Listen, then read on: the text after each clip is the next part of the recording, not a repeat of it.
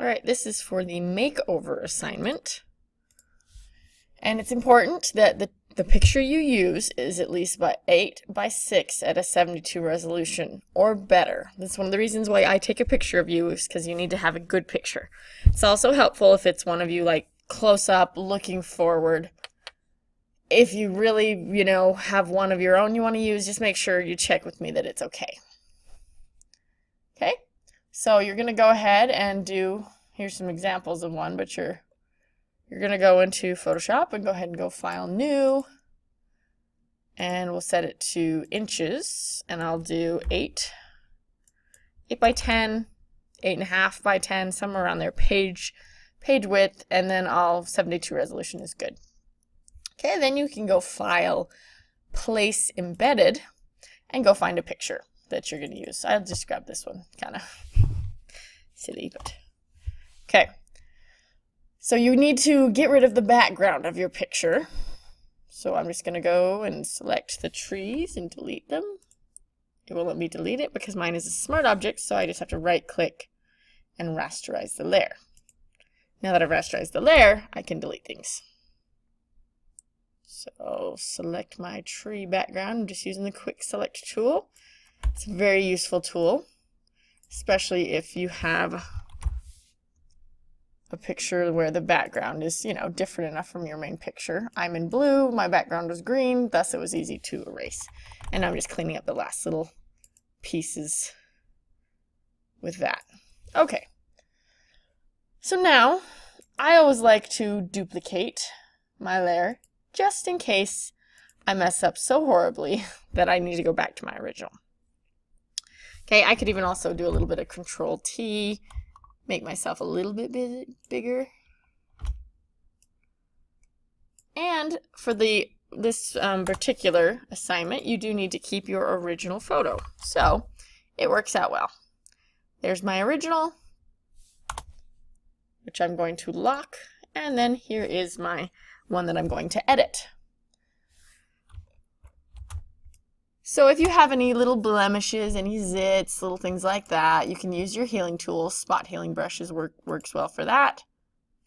Even if the idea isn't necessarily to make yourself look prettier, because some of your pictures probably look fabulous. But the idea is to change the way you look. So even though I really love this picture, to be honest. Oh, and I missed a little bit of my ground.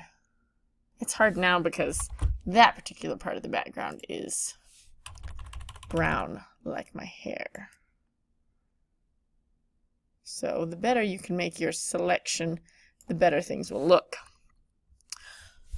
So you do need to place a background. So I'm going to do another place embedded, and I'll just go to the pictures that are like default on here. Pick one of those. Maybe I'll be in the desert, or choose one of these. So that it's going to fill. Now this picture is huge, so I know I can resize it.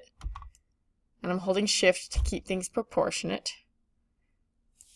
If you resize it and it looks really like blurry, then you need to find a new picture. Okay? All right. So now I'm going to go to my tea party, and we're going to go up to Filters. And I'm going to go to Liquefy. And it brings up this window. And you can, scroll and move around. And you're going to use the Liquefy tool. So forward warp will, move you like that. And what I like is the freeze mask, which will allow me to not change things I don't want to. For one thing, when you're messing with your face, you don't want your hair, you don't want the background near you to warp, or else it just doesn't look natural. It looks just way too weird. So when you try to make things look as normal as we possibly can, I want you to look normal, but just different. Okay, so like I'm gonna just like skinny up my face. So I'm gonna look kind of like I'm gonna look strange, but I'll still look human, which is kind of what I'm going for. The pucker tool is good. Really good for shrinking noses. So there you go, shrink my nose a little bit. My forehead now seems way too big for the proportion of my body, so maybe I'll pucker my forehead a little. Yeah, I'm looking a little odd, but I do still look like a human being. Okay. All right. So obviously, if I look at the before versus the after, there's some major changes going on here. Now, if you look at the rubric, there are some things we've got to use. So Liquefy, I use the healing brush. You need to use some color alteration to change things. So that's my next. Also, make sure I got rid of my background and I've created another one. I've got my original copy, border, and then I just need to do the text. So I need to do a little color changing first. So I'll go ahead and take my quick select tool and maybe try to select my hair and just my hair. So I'll have to go back and remember, if you hold down Alt, it'll take things away. Also, there's no reason for me not to be closer in, so I can look at my creepy face. And I'll do Hue and Saturation. And I'll just mess with it a little bit. Hey, you know, give myself some purple hair. Blue hair? Red hair, green hair. I'll just decide maybe some sort of purple. That's a color actually that could exist. People have that color. Then I can use my mask layer and my paintbrush. Remember, white brings things in. So if I feel like there's some areas maybe that I missed, like the edge of my brown here. Nope, that's actually not it. Switch to black. It looks like I missed it, but really it's actually me just turning the sky strange colors. Don't want my face to turn purple or my ear. So you go and you do a little bit of cleanup. And if you lower the opacity and then make the brush kind of large, it works really well for doing the edges of your hair, because you can make it kind of blur and blend a little better so it doesn't look like it's just this flat line of color. Okay, well, there's still some areas I need to fix with the black.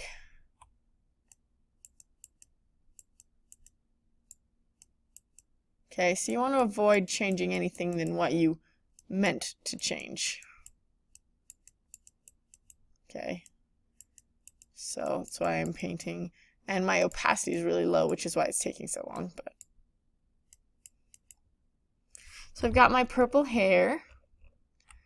Maybe the last thing I'll do is give my eyes kind of a fun color. So I'll make a new layer for this, label it eyes.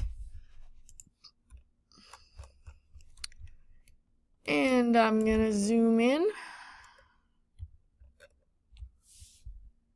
Use my paintbrush.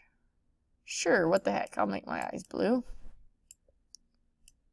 So what you do is you paint over them, and then just like we did with the color, black and white to color, I'll switch it to overlay.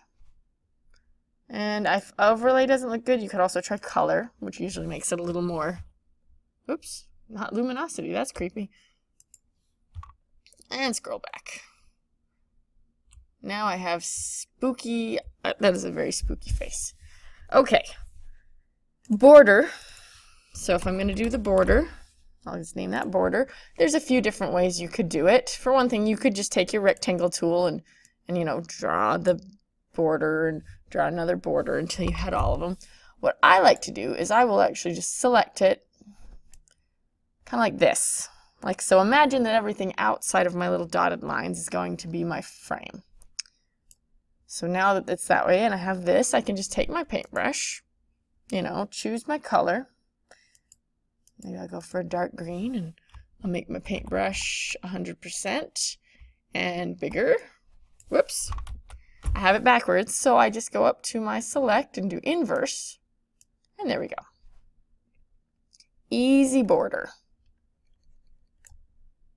And I'll take my text. Got to switch your text color so that it will be easy to read. So I'll do a lovely bright pink.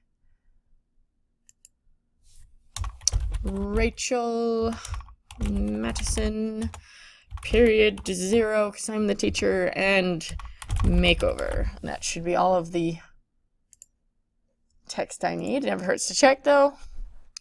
Makeover in your name. Okay, so actually I added extra. So we've got border. I have a new background image. So I deleted the original background. Used some color changes, used Liquefy, healing brush. Okay, so now you just have to go, file, save as, and make sure to switch it to a JPEG, just the first one, regular JPEG. Let's put it in my downloads and just call it Makeover. You always want to name things. Don't leave it Untitled 1, because then if you ever have to find it later, you just can't. Save. This is okay. And you are done. Nice job.